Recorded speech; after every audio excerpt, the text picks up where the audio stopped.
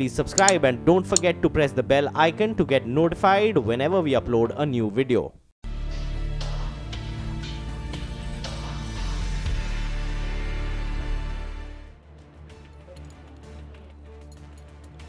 Well, Facebook-owned messaging platform WhatsApp has rolled out its payments feature. The popular messaging app now lets users in India send and receive money via UPI. However, this move has kicked up a storm in the payment space. Incumbent Paytm has accused WhatsApp of killing India's beautiful open UPI system. Paytm founder Vijay Shekhar Sharma tweeted, and I quote, "After failing to win the war against India's open internet with cheap tricks of free basics, Facebook is again in play, killing beautiful open UPI system with its custom closed garden implementation. I'm surprised that the champions of Open India stack let it happen." End of quote. However, other companies like MobiKwik have a different take on the issue. The company's CEO Bipinpreet Singh has tweeted, and I quote again, "Those complaining about WhatsApp are the same folks who refuse to entertain neutral payment options like MobiKwik on their own e-commerce websites and apps and instead promote only captive wallets." End of quote. Let's now go across to the man who has stirred up this controversy. Joining us now is Vijay Shekhar Sharma, founder of Paytm, joining us all the way from Toronto. Vijay, I appreciate you joining us here on CNBC TV 18. I want to pick up on your latest tweet, Vijay. You said, "We must not let people with large distribution get favor or get away with their evil business practices that choke industry and not just choke Indian companies." Why is Vijay Shekhar Sharma an angry young man today? Well, I think, first of all, I want to tell you that this is not related to me being angry young man today. This is about Indian companies continuously get undertreated by same treatment which international companies won't get. For example, I'll not start with us as a case here. I'll start with the case of Make My Trip and Booking.com. If you book a hotel on Booking.com, you give your credit card. They take the credit card and share it with someone else, some hotel. But if you book it on Make My Trip, they cannot share because it is legally not allowed in India. Outsider player like Booking.com can play the business in a different way than a domestic business can play. And Deep has been cribbing about it, asking about it, and suggesting about it that there should be an equal level playing field in the country. But I'll give you another example now. Vijay, if I may interrupt you, if I may interrupt you on the limited point that you're making about providing a level playing field, then surely you cannot rest the blame at the door of a Google or a WhatsApp. Surely the blame has to rest then with the Indian regulator and the Indian regulations. Absolutely. I'm just trying to tell you that it is WhatsApp. So first of all, I want to put something on the context here, because I think a lot of people are calling it a India versus a foreign company debate. It is absolutely not. I have always said it, and I repeat it again. India is an open internet marketplace where not only Indian companies but international companies are welcome, invited, and are going to remain as a player. So we as a company, I as an individual, and I don't think that many entrepreneurs in this country would ever dream of saying that we should go China way, we should go lockout them way, or anything else. Each one of us is single ask is that we should not be treated like a third world country fellows, by a fellow citizen and a fellow law, versus somebody coming just because they're coming from outside this week. They're coming from America. The colonization word that was claimed about UPI and India stack is surprisingly bouncing back here. So it is not about India versus foreign company debate at all. And it is not about capital dumping also. It's an open market. Everybody will play with whatever they have. We or I have no role whatsoever to even fix this. This is maybe some disgruntled people who are not part of the industry are quoting about it. I've never said it, and we are not saying it. The problem is, now let's talk about the problem. Okay, so tell me an example of an app which is using UPI and you don't even have a login and password. You talk about ICICI, you talk about SBI, you talk about PhonePe, you talk about Paytm. Everybody in this country has a 3-factor authentication. I'm sure you know that. Login, password, and then the UPI PIN. Yes. And here the app goes, without any login password, you can just put the PIN and then your money transfer happening. Voila, that is not just a violation. This is a bigger security threat to the country. We all talk about cyber safety in this country. We all talk about gullible Indians who can be compromised for their bank accounts and digitization. And here is a championed app which is not even having a login and password and doing money transfer directly from your bank account. I do not know what kind of security bomb is allowed to run in this country. one second. You're raising two very different issues. You're raising one, a security issue, because you're saying that there is no three-factor authentication that is the norm that is prescribed for other payment players. But the question I ask you again, Vijay, WhatsApp has been allowed to do this. There is someone who has allowed them to go forward with this. It brings back the question of how the NPCI is operating, and hence the questions should be raised to the NPCI, not to WhatsApp. Totally. WhatsApp can play business tactics like these. Mark Zuckerberg is known to play cheap business tactics in past also. He can play it out, and we are letting it play it out with. Yes, you're right. My question is that how are we as Indians letting some third world country, third party companies that are coming from all the way from the West to get a special favor from NPCI? You're right. I think this conversation is not about what WhatsApp is doing, but it is about what WhatsApp can get away with. Why are we letting this happen? I mean, why are we letting our financial ecosystem and financial system open to a third party? But Vijay,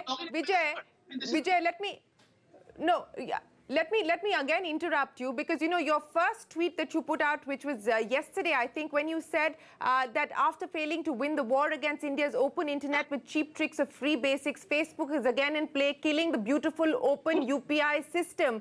But the fact of the matter, Vijay, is that UPI has not been an open system. Is that not a fact? Suddenly you choose to conveniently ignore the fact that there has been criticism. In fact, the Vatal committee appointed by the government very categorically stated that the UPI was not a neutral infrastructure provider. Totally, and I want to put it on the table first, that as a statement.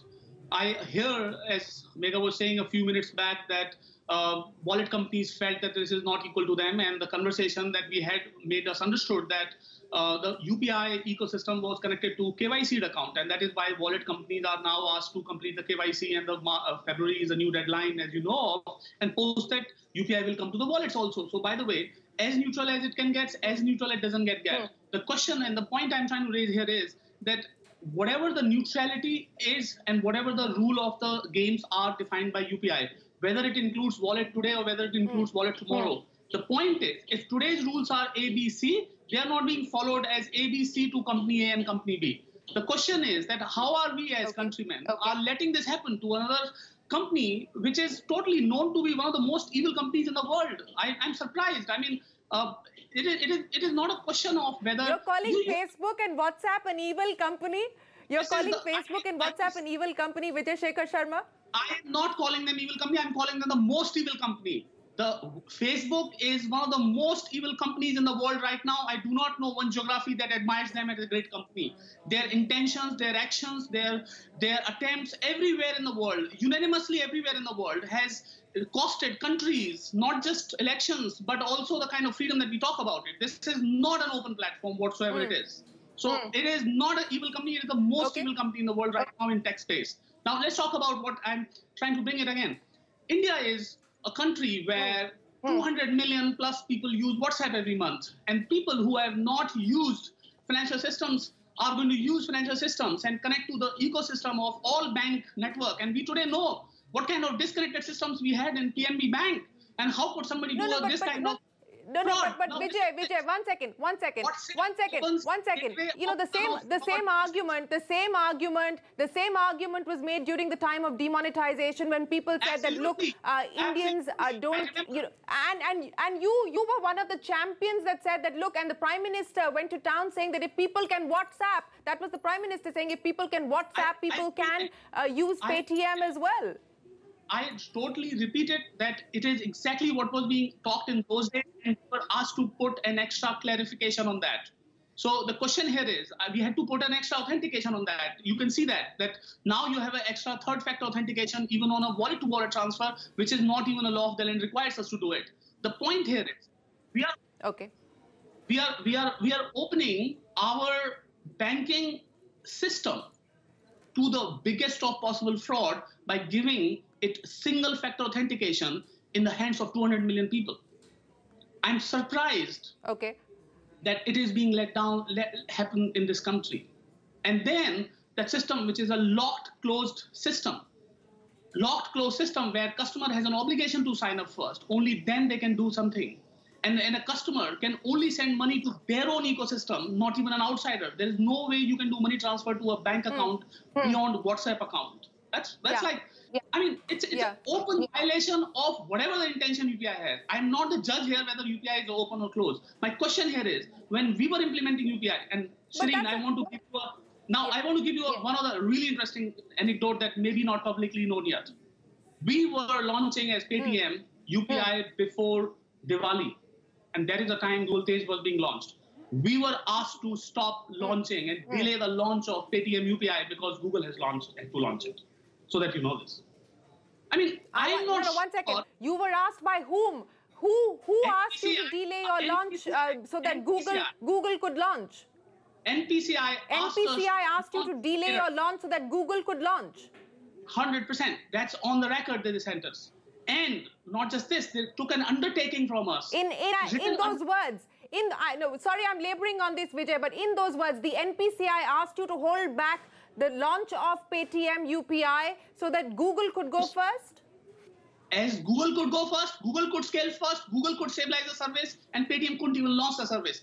You know, pre-Diwali service got launched in January purely because Diwali traffic and the post-facto compliance, etc., made us delay the traffic launch by 3 months. We today are the largest UPI user, and we are called that we are the number 2 players in this space, while we were the first player ready with the product out there in the market. Now, listen. I want to put, again, 2 things here clearly. The problem is not about foreign versus Indian companies. The problem is about an Indian company being treated like a third world country by our fellow countrymen and the law of the land. That is a problem. Just because you come from US should not be treated as a preference. It is not about capital dumping. We are the people who put 10,000 crore on payment in this industry. No. But Vijay, didn't you push back when you were asked to delay? You say because of Google's launch. Didn't you push back when you tried to push back? I would imagine. What was the response from the NPCI? We are good friends with NPCI. NPCI says that I think it is better that you launch it post facto. They are going through a traffic, so they should ramp up. Yeah, that's fine. The problem is now the first dot and second dots are joining that it is a pattern. That is why I'm speaking now, not because the day one. Because first time you definitely accommodate. Second time you see a pattern like, oh my God, this is like a blatant taking sides about it. And I'm surprised, why would they be doing it? Okay, so you're making some very serious claims here, Vijay Shekhar Sharma, saying that you were asked by the NPCI to hold back your launch so that Google could launch ahead of you. Several interesting comments they're coming in from Vijay Shekhar Sharma. We will take a quick break. Stay on with us. We return to this exclusive conversation on the payment wars that are currently underway with WhatsApp Pay launching in India.